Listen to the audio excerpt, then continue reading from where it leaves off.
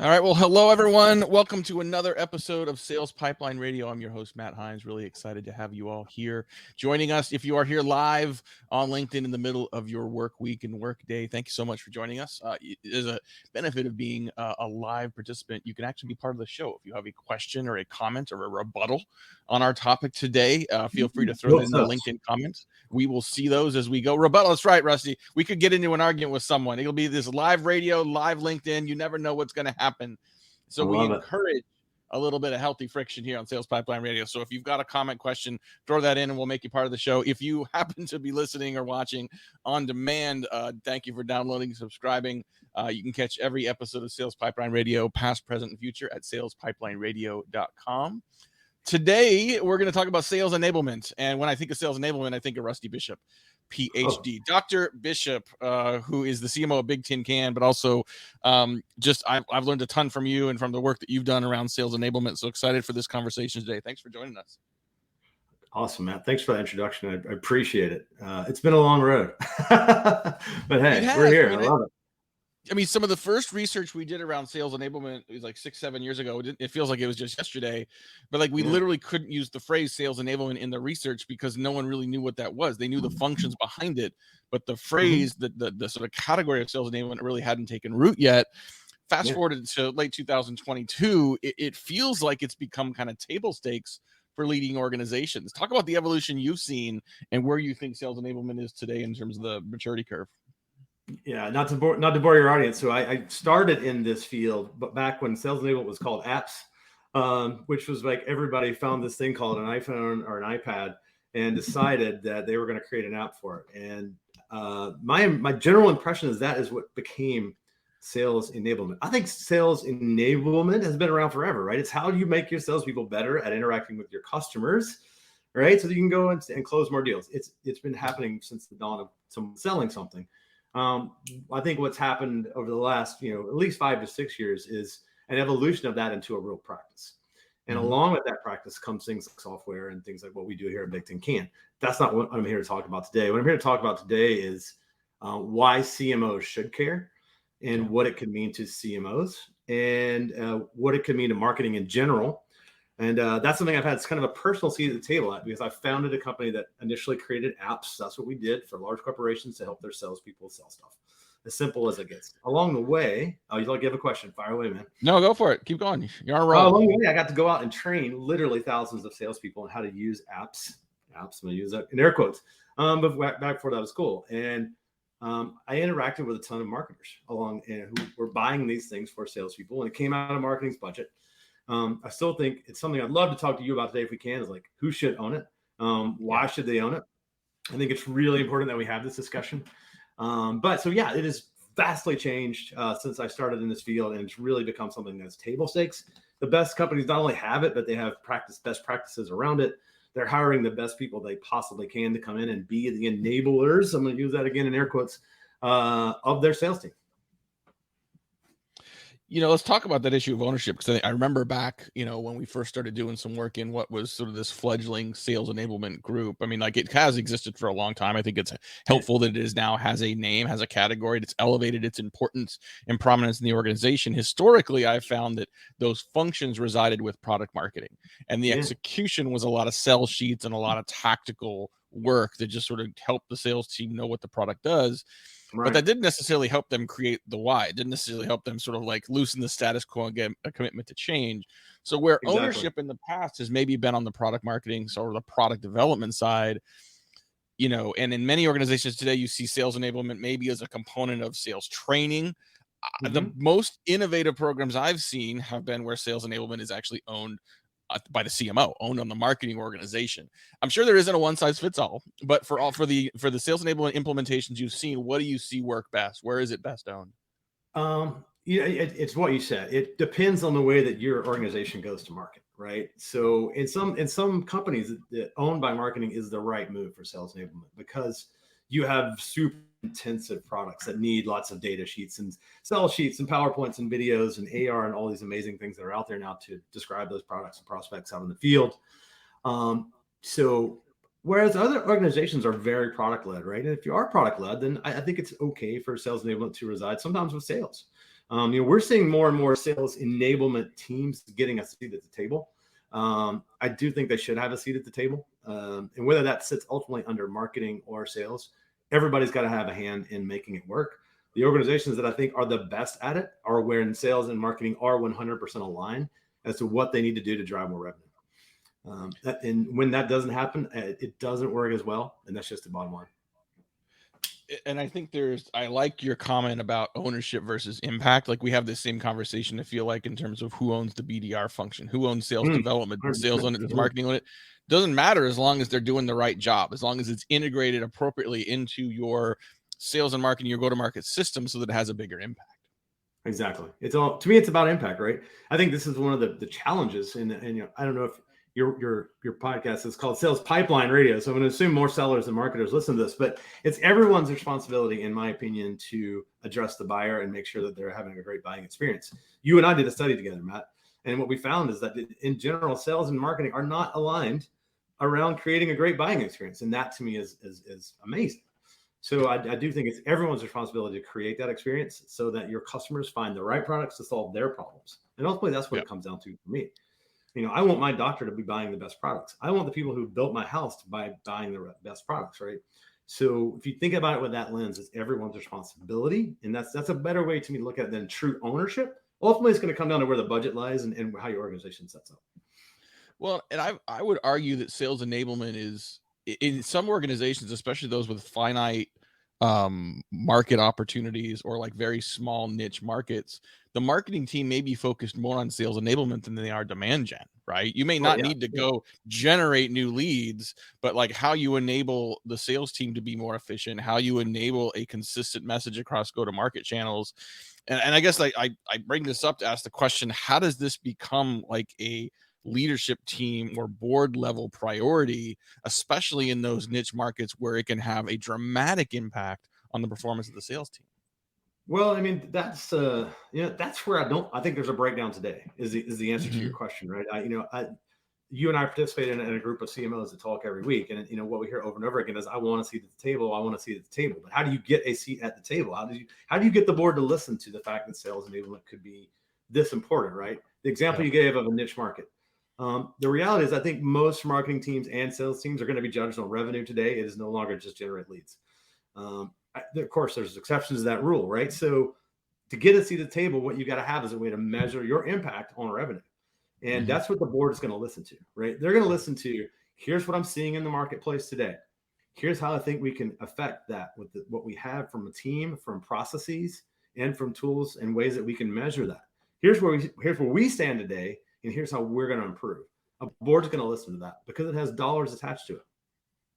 And it's a different dashboard though, too. Like if you're saying, okay, now all of a sudden I'm putting more resources and priority around sales enablement, like as marketers, we have taught many of our leadership teams and board members to like the marketing of more, right? More clicks, more likes, more retweets, more visits, more leads. And so you got this beautiful up and to the right chart that everyone wants to see.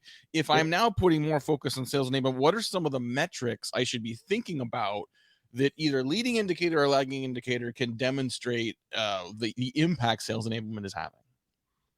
I love that question. I think it's the right one to ask. The actual deal closing is the lagging indicator.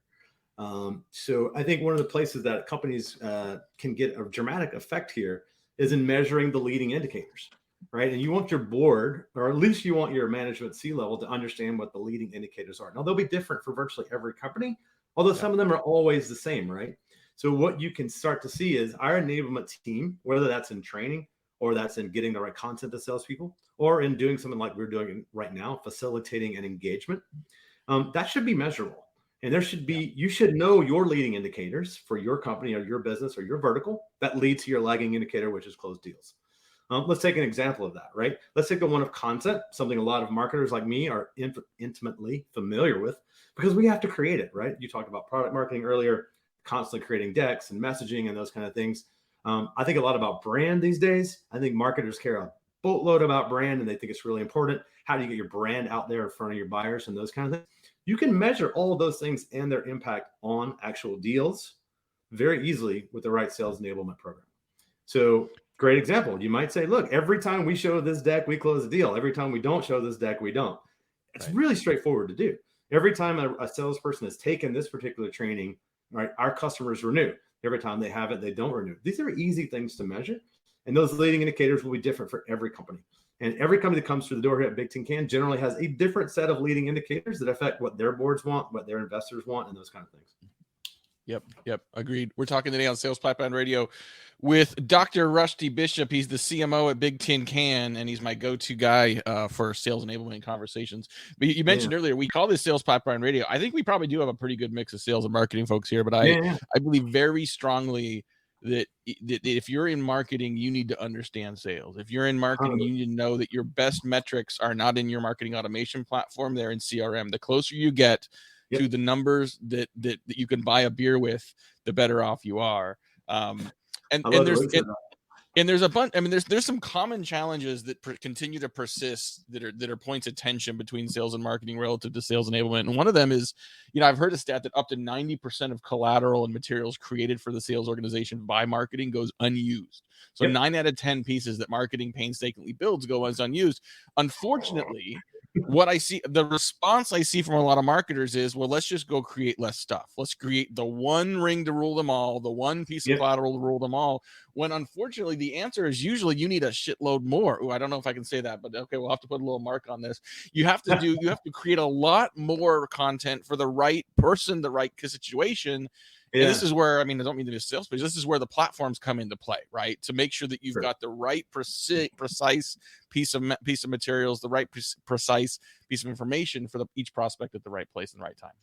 Yeah, the way I like to think about that is the job of marketing is to maximize the number of opportunities for a sale. Pretty straightforward, right? How do you do that? You got to move from linear to non-linear results. I have a PhD. I'm nerdy about this kind of stuff. And most people don't seek the best explanation. They seek the quickest explanation. And the best explanation will actually prevent you from fooling yourself. So I think that part of it is really, really critical. Now, we talked about the things you were just saying. Reminded me, I just finished up a book called CMO to CRO, The Revenue Takeover by the Next Generation Executive by Brandy Starr, Mike Eller, Raleigh Keenan. This book actually taught me some things, right? It said, look, everybody's got to be thinking CRO. Everybody's got to be thinking, what are those metrics? What are the things we got to put in place? What are the processes, programs, software that we got to put in place so that we know how to generate the best results and we know how to go get the best explanations. And I think that last point is one that people miss. They miss the fact that without good explanations, you will absolutely fool yourself, right? And you just gave a great example, which is we should just go quit creating marketing materials because no one's using it anyway. That's the wrong answer, right? The right answer to move to non-linear results is how do we multiply what's working, right? How do we double down on what's working? Can I run an 80-20 analysis of my marketing materials and say, look, whenever we put this type of slide in the deck, whenever we create this type of video, no one uses it, okay? So that's the way you do that. So we think about that in a very different way. That brings up another point, which I'd love to get your thoughts on. So one of the things I learned during my PhD was how you change things, how you bring about change. And when you're doing hard sciences, the main thing you're taught is you should only change one variable at a time. So that's one of the things I've been thinking a lot about lately when I've been trying to think about sales enablement and marketing, because now I'm a marketer, right? Full-time CMO. Is like, okay, are we changing too many variables? And I think this is another big mistake that I see, Matt, is, are you changing the time? Are you changing the amount of stuff that you have? And if you're doing too many, there's no way to measure the outcome. So I think that's a principle that a lot of people could apply. And it's, you can look anything up about science and doing science research, those kind of things, always says one variable change. Yeah. It depends on what your objective is, right? Like I worked, a couple jobs ago, many moons ago, I worked at a company, we were doing direct response consumer advertising. And we were trying to just increase conversion rate. It was direct response is basically sort of, we were running 15-second television ads, sending people to a landing page, trying to get them to fill out a form. This is, years ago. We had 1,000 variables that we were playing with and trying to figure out what worked on those pages. And we went from having to test them individually to know what works. And then we found some software that would let us do like multivariate testing, right? Where they could throw a bunch of variables together, but over the course of a few thousand impressions, they could say, well, whenever this one's together, whenever these two are together, we see better results. Right. But it's an interesting, and what was valuable about that was I was able to increase the velocity of learning without losing the precision of the scientific testing, right? Because I had to know what worked to make it sustainable, but I wanted to test more things more quickly. So I think there's, it's a business decision sometimes, sort of how you balance that. But if you see something's working and you're like, great, that worked great, can you replicate it? If you can't, then why? That's why you have to test things over and over again, right? You have to run your experiment. I'll use another scientific term here, right? Which is, okay, this worked one time. Can I make it work 5 times out of 10? Can I make it work 9 times out of 10? And that's again how you move from linear to nonlinear results. The thing that I think is most critical for everybody today is how to start thinking in terms of nonlinear results. It's really hard to do, but the way you describe that's great. With sales enablement, something I'm obviously passionate about. For the first time ever, marketers now have the ability to measure the impact of the content they're creating on actual sales down the funnel stuff. It's never been available before, right? We've never been able to say a seller showed this presentation on 9 deals that closed, and this slide is the most viewed by the buyers in the room after we sent it to them. We've never been able to do that before, but now we can. On top of that, you've got AIs working in the background that are saying, hey, here's a trend you would never have even picked up. So I think marketers are starting to gain an upper hand again, which I think is pretty cool. So we got just a couple more minutes here before we got to wrap up, but I think that there's certainly like stages of adoption of sales enablement that we're kind of like implying here. And I know there's a ton of great, bigteamcanada.com. Go check out some of their content. So the benchmark research we've done together is up there as well. I want to take a leap forward to where I think a lot of companies aren't necessarily today, but just to use this as a way of talking about, I think just how impactful and expansive sales enablement can have in an organization, because it's not just about net new business. Talk about what sales enablement can do for the entire customer life cycle and the impact you're seeing from some of those advanced companies that are not just applying it to sales, but applying it to account management, upsell, cross-sell, renewals, etc. Yeah. I mean, it kind of comes back to first principles, which is A, keep your customers, B, expand your customers, C, get new customers, right? That's how you grow a business. So if you're a highly successful sales enablement organization is applying those principles of sales enablement to each of those parts of their business, right? They are training their customer success and support teams how to speak to customers correctly using tools and processes. They're using the right materials. They're measuring the effect of those materials at each one of those phases, right? Keeping customers, getting customers, expanding customers. So the companies that are doing this right are putting this at every revenue touch point, not just to go grab new business touch point. So I 100% believe that's true. And they're using the data. Now, this is the thing that scares me the most for companies that aren't invested in sales enablement today, that the companies that are doing this now are gathering data. They're getting tons of touch points out there in the world. Those touch points are being used by machines to learn and create new learning. The companies that are going to create the most data now are going to be able to create something I call escape velocity, right? This is like when you escape the velocity to get outside of the planet, right? You cannot catch them. Their machines are learning linear on a bigger data set. So you've got to be thinking about how to do this now and at every part of your revenue cycle, 100%. Yeah. And just, real quick before we have to wrap up here, means to blow people's mind even further, you think about, okay, not just acquisition, but acquisition, retention, renewals, not just direct sales, partner management, right? So you think about the opportunity in these tools from an enablement standpoint to not only educate your partners and mobilize them, but mobilize them with tools that they can then leverage with their customers as well. The consistency of now the material management and the message management through your partner channels with this kind of technology, it exponentially increases its impact. There you go from linear to nonlinear results, right? Exactly. Hey, awesome. Matt, I got one quick question before we close. I don't know if you saw, I know you saw this, but what 6th Sense was doing with the Empowered CMO board book. I just want to give a shout out to them. I think this is one of the most impactful things I've seen in a while. And I just want to give a shout out to Latney and her team for that. I don't know if the statistic that I heard was that only 26 boards have females on them, which I think is about a top Fortune 1000 companies. I think that's mesmerizing. So just want to give a shout out to that because I think it's really important for your listeners. So go check that out. Thank you for doing that. We'll put a link to that in the show notes too. Yeah, Latney worked with the Athena Alliance to create a board book of qualified female board members, and it's actually broken up by those that qualify for public company boards, private company boards, some just amazing talent, and we'll make sure there's a link to that. So thank you for raising that. All right, well, thank you everyone for watching and listening today. exciting conversation. I mean, I feel like we're just at the tip of the iceberg for what sales enablement can do in organizations today. And there's a lot more innovation to come. So thank you very much for watching, listening. Thank you, Dr. Bishop, for being with us today. And we'll see y'all next week. My name's Matt Hines. We'll see you next week on Sales Pipeline Radio.